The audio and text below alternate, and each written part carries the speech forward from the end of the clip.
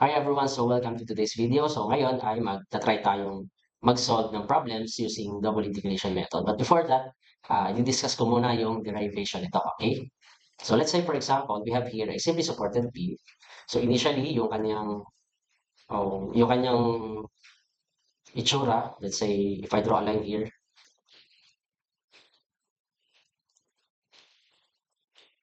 So let's say for example, this is your neutral axis, okay? So the axis of the beam.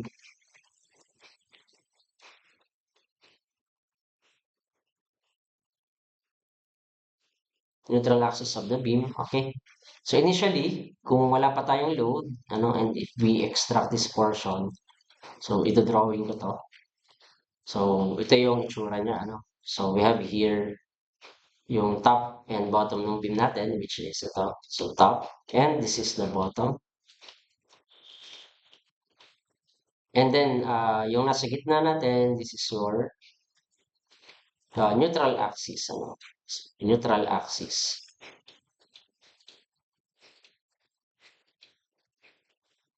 Okay, so let's say for example, this is your midspan. And mag-extract ako dito ng length. Let's say this is your point 1 and then this is your point 2. Ito yung ating midspan. Okay? Yan. So, yung length nitong line 1, 2, if we project dito sa ilalim, sa bottom ng beam natin, this will be our 1, 2 ulit. So, same siya. So, the length of this line connecting 1 and 2 is the same with the previous one. Okay? Para pinroject lang natin siya downwards. Now, ganyan yung setup kapag wala pang weight na dinadala yung ating beam. Now, if our beam is subject to loading, let's say meron akong load dito. So, ang mangyayari sa beam natin is that it will bend. Okay, so yung yung beam natin is magbe-bend. Tanggalin ko muna to. Okay, so it will bend like this. So, let's say yun din yung bending,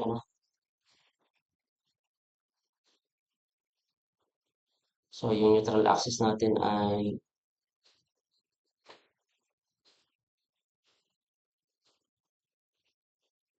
so guys, in-exaggerate ko lang yung drawing dito. Okay. Ayan. So our beam will look like this. Ayan. So yung upper portion, this is your top, and this is your bottom. Okay? And then ito yung ating tinatawag na neutral axis or NA. So since nagkaroon na ng bending, nagkaroon na tayo dyan ng tinatawag na curvature. Okay?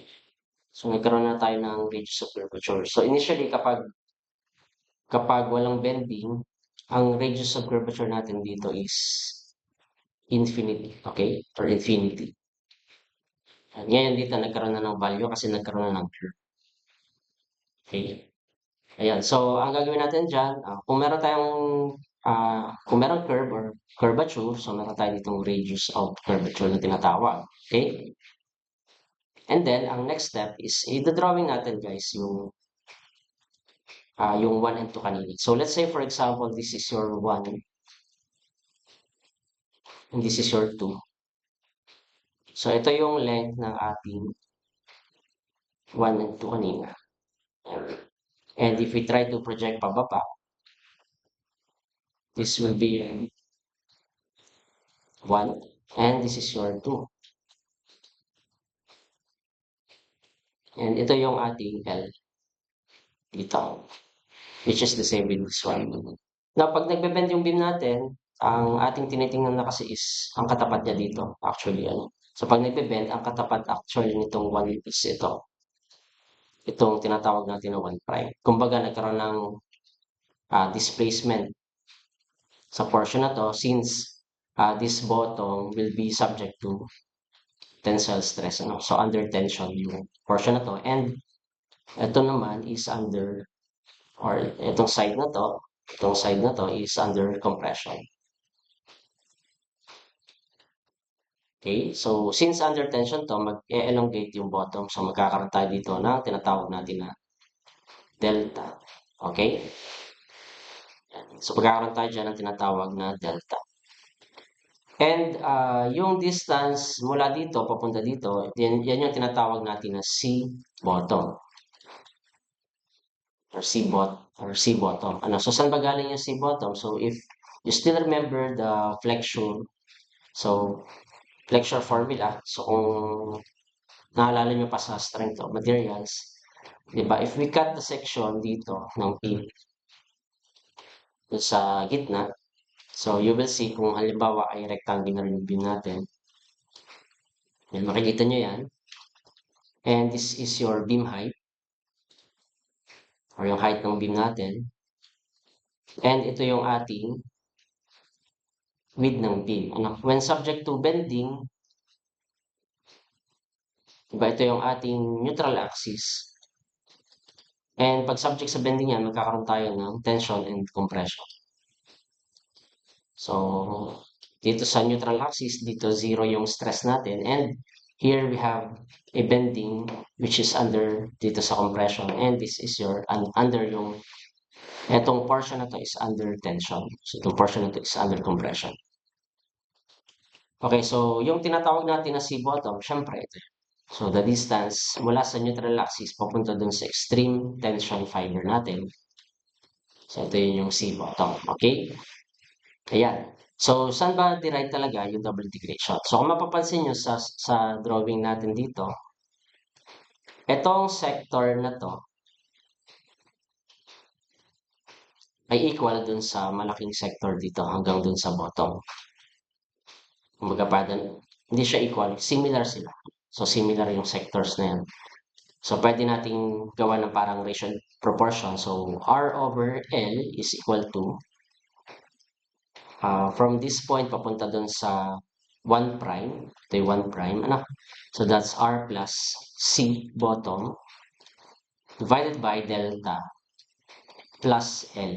So distance mula dito papunta dito or yung arc na yan, arc length is delta plus L. Itong mula dito hanggang dito is yung ating L, okay? So if we rearrange the formula, so magiging ano dito, delta plus L over L is equal to R plus C bottom over yung ating R. And gawin natin siya na naka-distribute yung nakahiwalay pala. So ito ay 1. Okay? Ito naman, R plus R. So ito ay 1.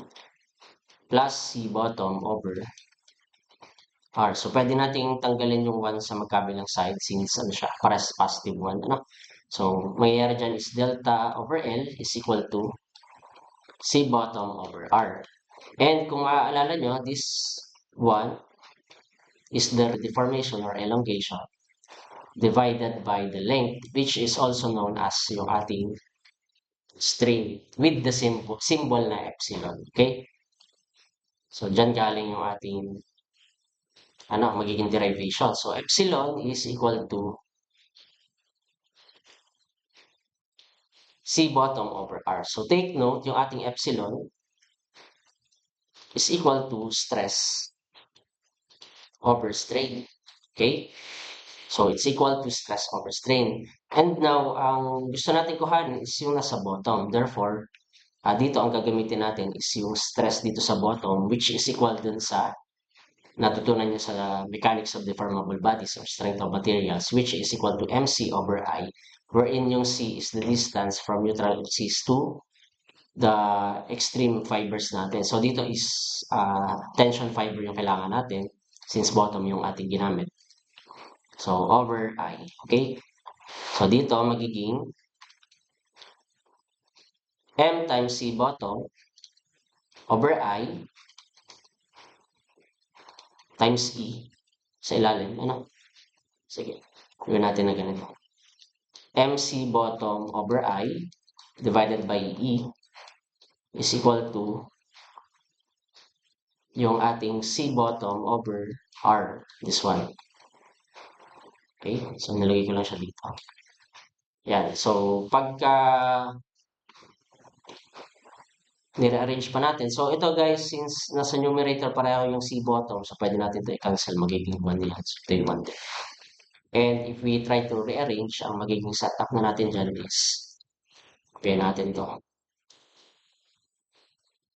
Sulat ko na lang dito guys. So, dito ay M over EI. Okay, so bring down natin tong I dun sa denominator. Ano? Is equal to 1 over R. Now, if you still remember, itong 1 over R is what we call the curvature. Okay, so yan yung tinatawag natin na curvature. Now, sa calculus, meron tayong ginagamit na formula for curvature, which is equal dun sa y double prime over 1 plus y prime squared. Then, ito ay naka-raise sa 3 halves. And, tanda ko naka-absolute value pa yan. Pero it doesn't matter naman. Okay, so, ayan. So, ano nga ba itong mga nakalagay dito? So, yung y prime natin dito is yung tinatawag natin na slope. Okay, so yun yung tinatawag natin na slope. Ngayon, mag-drawing ulit ako ng beam. Let's say this is a beam. And maglalagay ako dito ng ating origin, which is your x and your y axis. So, positive. Ito positive. Sabi ko kanina, kapag naglagay tayo ng load dito, so your beam will bend like this. No? So, ito yung tinatawag natin na deflection curve. Or yung tinatawag natin na elastic curve. So, elastic curve, which is also equal to parang f of x, or yung y natin. So, any point dito is, let's say, mula at this distance x, meron tayong value ng y. Okay? Yan. So, parang siyang equation. Okay? Parang yung sa analytic geometry natin, meron tayong equation ng curve. Okay? Yan. So, it's f of x or y. Ayan. Now, ang tinatawag natin na y prime is the slope nung tangent dun sa point wherein kung saan natin kinukuha yung y. So, let's say for example, if we exaggerate this drawing, so let's say ito yung ating, ito yung support natin, no? I-exaggerate ko lang para mas makita niyo. So, let's say this is your point, this is your x distance from the origin. And then, maglalagay ako dito ng deflected shape natin, no? So, ito yung y natin. Okay? And yung tinatawag natin na slope is ito yung kapag nag-drawing ako ng tangent line from this point. Let's say ito yun. Yan. So, yung tinatawag natin na y prime is yung ating parang angle with the horizontal. So, let's say this one. So, this is your angle with the horizontal. So, this is your angle with the horizontal, which is equal to y prime. And di ba alam natin na yung angle is tangent theta, which is equal to, or rise over lang, or opposite,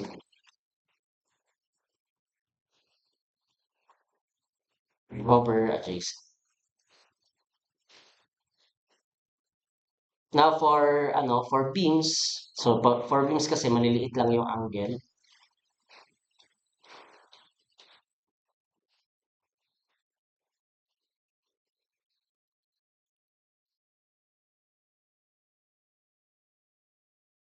Okay, so for beams ay yung theta natin is small. So let's say nasa mga theta is equal to 0.001, okay? Radians, okay? Yung mga ganyan ba? So try natin na tingnan, no? So Kasi pag maliliit yung angle, let's say 0.001 radians, yung tangent ng value na yan is almost equal to the value itself nung theta na yan. So, para matry natin, so punta kayo sa inyong calculator, set it to radian mode. Then we will try itong, let's say, smaller pa dyan. Let's say, di ba, 0.001 or let's say 0.0001. Okay, so try natin yan para makita nyo. So, punta kayo sa calculator. So, kapag ginawa natin to naka-radian mode and let's say 0.001. Yan. So, kung mapapasin nyo, ang value ng tangent ng 0.001 na naka-radian is 1.0000 times 10 to the negative 3, which is almost equal dun sa 0.001. So, 1, 2, 3. Parang ano din siya. 1 times 10 to the negative 3. Okay? So, yan. Kung mapapansin nyo, almost equal na yung tangent theta dun sa value ng theta itself. Okay? Yan ay dahil maliliit yung number natin. So, small angle theorem ang tawag doon. Now, since maliit na value yan, and if we try to get the square of this value, so let's say, yung theta ay square pa natin. Tingnan natin ha. So, square nyo tong value na yan. So, kung mapapansin nyo, napakaliit na number na yan. Therefore, we can say that this is almost equal to 0.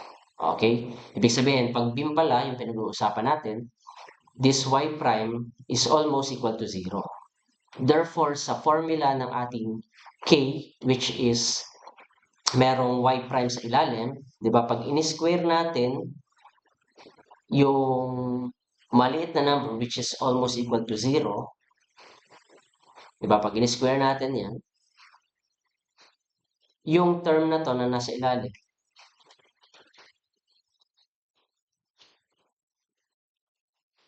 ay pwede nating palitan ng 0 na. Kasi, na-prove natin na kapag in-square natin yung maliit na angle, ay 0 na yan.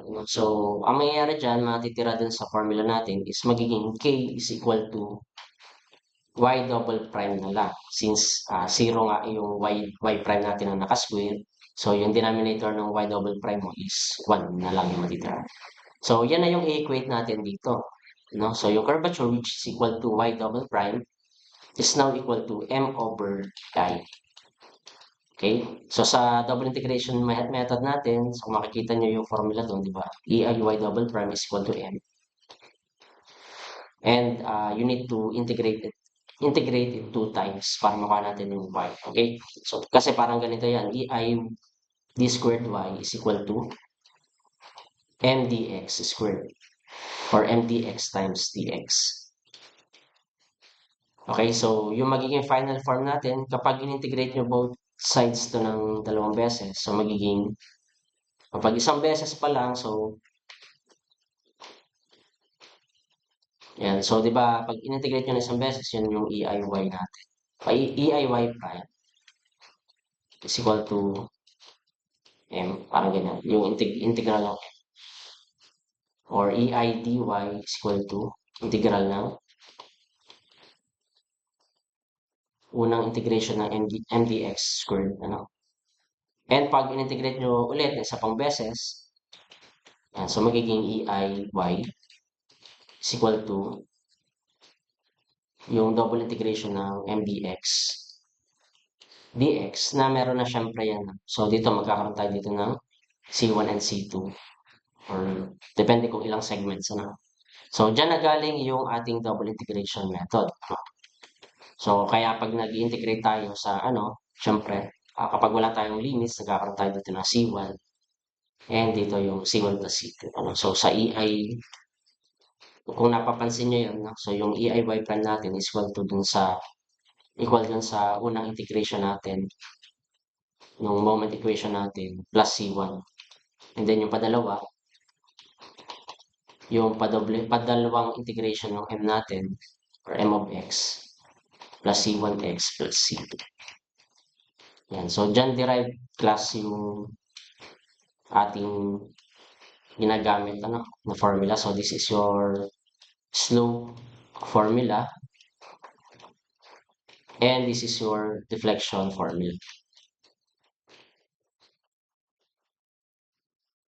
Yan, dun siya galing. Okay guys, so discuss naman natin yung advantages and disadvantages ng double integration method. So for its advantages, una, it can determine the equation of elastic curve unlike other methods na geometric unit. So ito, makaka-generate tayo dito ng equation ng elastic curve. So yung tinutukoy kong equation ng elastic curve is yan yung ano natin, equation nitong curve na to, yung deflected shape natin or yung deflection curve pala. So ito yung ating elastic curve. Okay? So, yan, madedetermine natin yung equation ng elastic curve na yan, which is naka y equals ganito over EI. Okay? Okay, so number 2 is madali siyang gamitin if there are few external loads. So, pagka pa isa-isa, dalawa lang, is really easy to use. Okay? Pero kapag dumadami siya, medyo humahaba yung equation natin. So for number 3, can easily determine the location of maximum deflection. Okay? So ayan. We can just generate the equation and then mabilis natin siya makukuha yung location ng maximum deflection pag na-generate na natin yung equation na kailangan natin. And kapag okay na yung equation, you can determine the slope and deflection at any point you want. Yan. So yun yung mga advantages.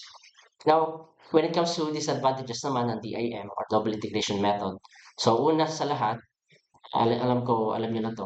So time consuming siya, especially kung madami tayong external loads. So hindi recommended tong method na to kung madami yung external loads natin, napakatagal niyang isolve. Also, kapag non-prismatic yung beam natin, kung hindi same yung moment of inertia all throughout the section of the beam, or all throughout the length of the beam, medyo time consuming kasi you need to perform double integration ng naka-segments. Okay? So, we will discuss yung non-prismatic beams sa mga susunod natin na examples.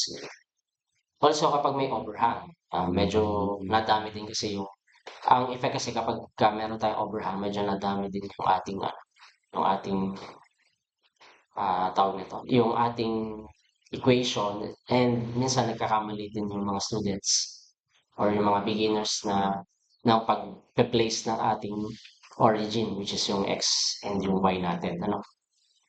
Next, another disadvantage ng method na to is very prone siya sa typographical error since yung solution natin ay mahahaba especially kung meron kang 2 or more type of loadings. Yan. So number 3, yan, syempre, it requires mastery of applying boundary conditions which is natutunan nyo yan sa pagdedetermine ng mga types of support. So during your structural theory class or sa strength of material class. Okay? So medyo mahirap din siya kapag i-apply na natin sa mga compound beams. So dapat master nyo talaga yung boundary conditions. So yun lang yung disadvantages ng DIM. Kung meron pa kayo naisip na idagdag, you can comment na lang sa ating comment section. Okay?